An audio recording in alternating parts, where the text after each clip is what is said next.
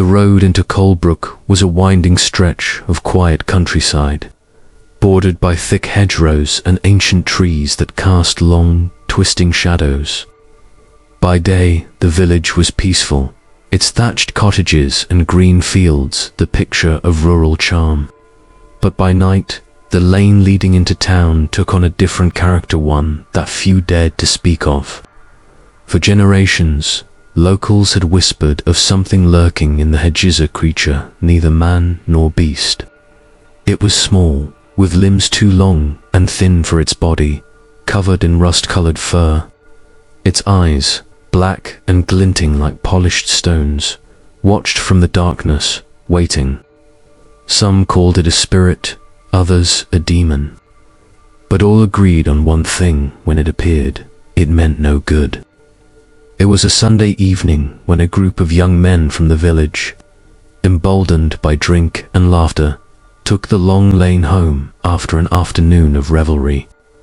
One of them, Thomas Barlow, carried an accordion, playing a jaunty tune as they walked.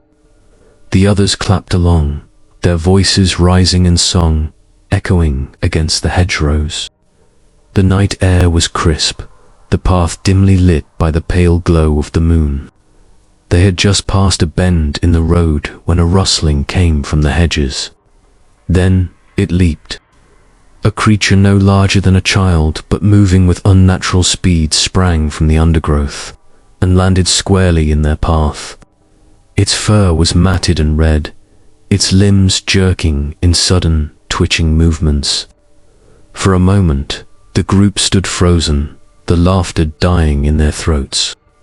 Then, with a sudden lunge, the creature sprang at Thomas. He reeled backward, raising his arm in defense, but the thing clung to him. Its fingers, if there were fingers at all, curling around his sleeve. Panicked, one of his friends, Daniel, lashed out with his whip, striking the creature across the back. It let out a screamer, high, shrill wail, piercing the night like the cry of a wounded child. The sound sent shivers down their spines, and in an instant, the thing released Thomas and scurried back into the shadows. But it did not disappear. Instead, it followed them. All the way to the village, it darted in and out of the trees, never quite visible, but always there. They could feel its eyes watching, its presence lingering. Only when they stepped onto the cobbled streets of Colebrooke did it finally vanish. The story spread quickly. By the following week, the village buzzed with hushed conversations about the red monkey. But the young men, proud and foolish, refused to be cowed by superstition. The next Sunday, they walked the same road once more, this time carrying torches and a stout wooden stick. If the creature came again, they would be ready. And it did. At almost the exact same spot, the hedgerow stirred. A pair of gleaming eyes reflected the firelight, and before they could react, the thing leaped again. This time, it was Daniel it attacked. He swung the stick wildly, the force of his blows landing solidly against the creature's side. It shrieked again, that same awful, childlike wail, and retreated into the shadows. But it was not defeated. It followed them to the village once more, lurking just beyond the reach of their torches. Only when they crossed the invisible threshold of the village did it retreat. Daniel swore he would not take that road again. But the worst was yet to come. A few nights later, Thomas walked alone. He had been visiting a friend in a neighboring village, and though the stories still haunted his mind, he had no choice but to take the same road home. The night was thick with mist, and the only sound was the crunch of gravel beneath his boots. Then, from the darkness, a shape emerged. Not leaping or attacking this time, just standing. The red monkey.